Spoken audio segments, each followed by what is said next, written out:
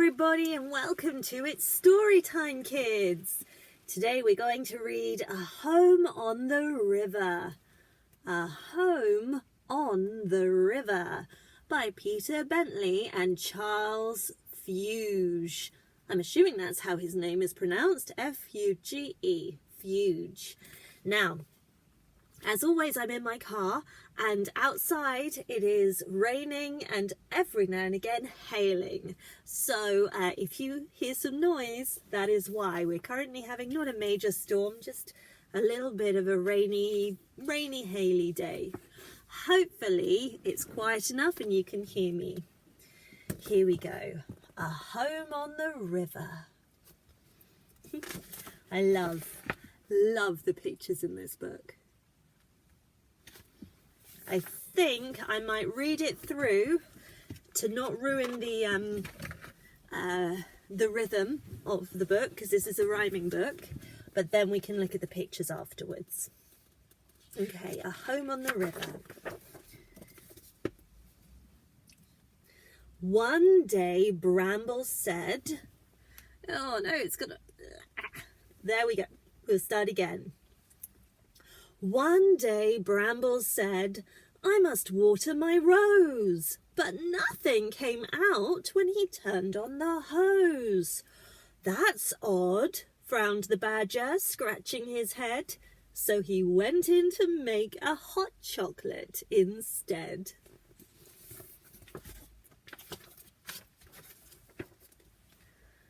The tap in the kitchen just gurgled and spluttered. No water here either, oh dear, Bramble muttered. He went to his friends, Little Snuffle and Boo. The taps had stopped working at their houses too. As Bramble went homeward, he soon found out why. The bed of the river was totally dry. Oh, Bramble, said Tipper, the toad, looking grim. Where's all the water? I've nowhere to swim. Don't worry, said Bramble. Leave it to me. I'm going to follow the river and see.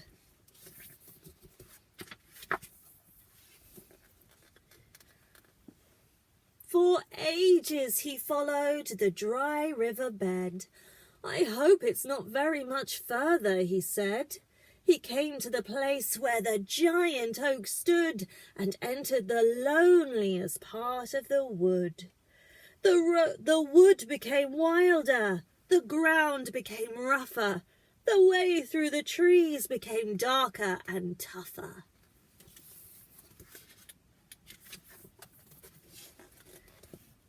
He scrambled through thorns and he clambered up rocks. He got tangled in ivy and startled a fox. Two cheeky squirrels gave Bramble a fright, giggled and scampered away out of sight. Bramble chased after them, tripped on a snake, and ended up splash in a freezing cold lake.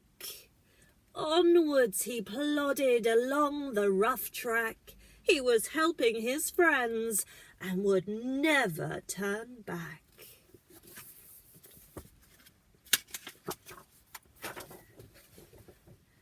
He spotted a big heap of wood up ahead.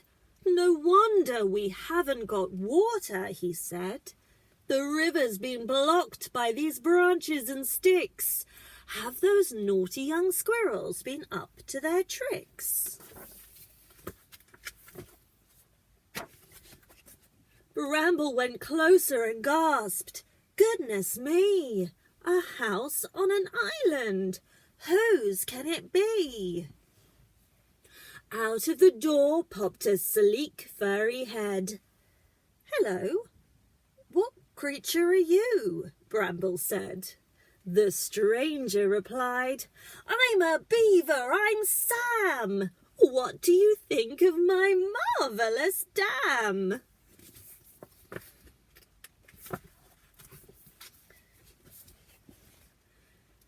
This nice, lonely river is perfect for me. My dam can't disturb any neighbours, you see. There's no one round here, Bramble said with a frown. But you've stopped all the water for folks further down.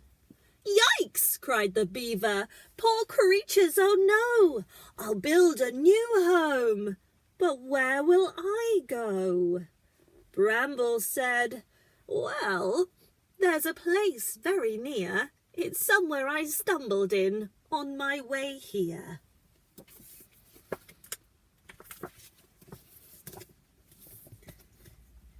He showed Sam the lake. Sam grinned with delight. It's perfect, he said. I shall move in tonight. If I build my home here, then I won't need a dam. But first I must take down my old one, said Sam. Said Bramble, I'll lend you a paw if you like. Then I'd better head home. It's a very long hike. Sam said, oh, I know an easier way. You won't have to trudge any further today.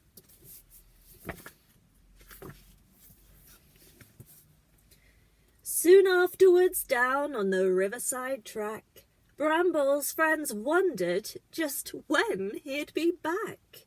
Listen, said Snuffle. What's that strange sound? An earthquake, said Boo with his ear to the ground. It came closer and closer, a rumbling and rushing, a splishing and splashing, a gurgling and gushing. The river's come back, cried Tipper with glee. Bramble has done it. But where can he be?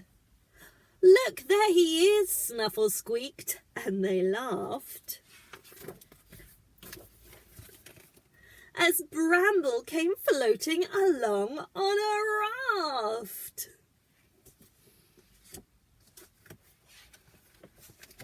Said Bramble, well, that was a bit of a day, but I'm pleased that I found a new chum on the way.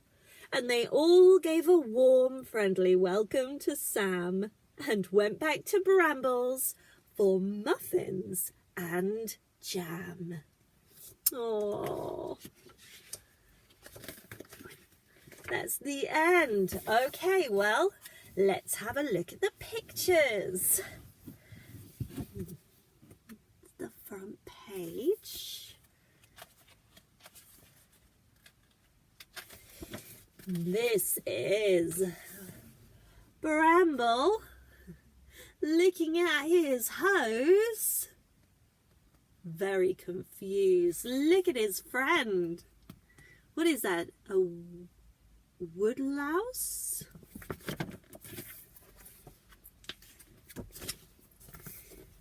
Checking the tap.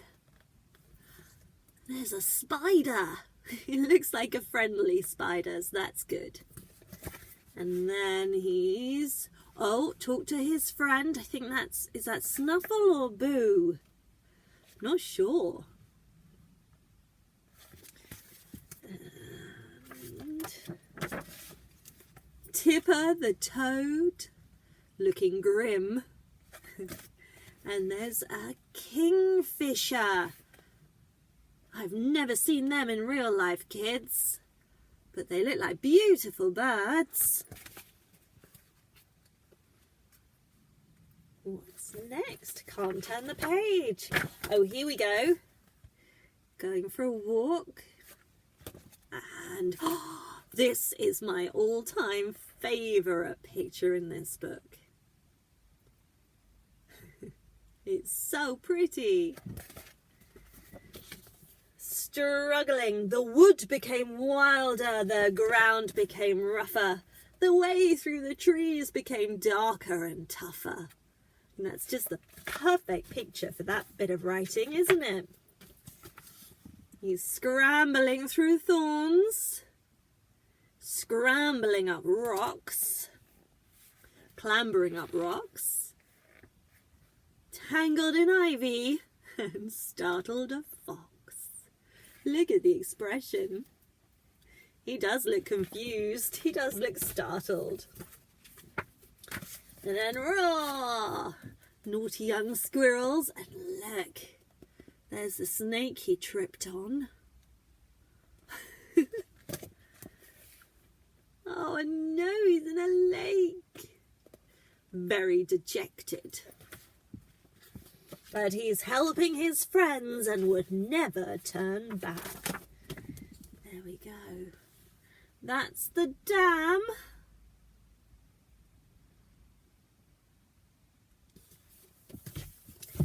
Which means... oh, that's the house. We're about to meet Sam. Look at Sam. Look at that little beaver. And he's so proud of his dam as well. It's a shame he has to take it down.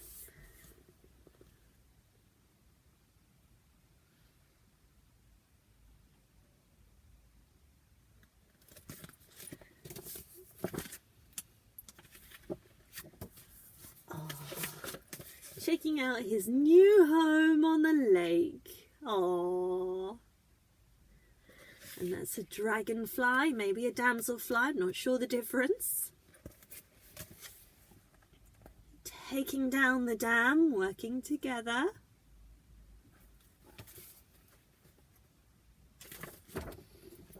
And then that's them.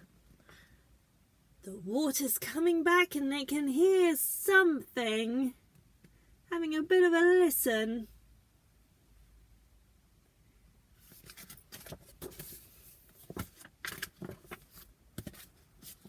Look, that's Bramble's friend, the woodlouse. He's gone for not a swim, a boat ride, a sail. Look, they're all so happy. They've got water again. Yeah, whoop whoop. And then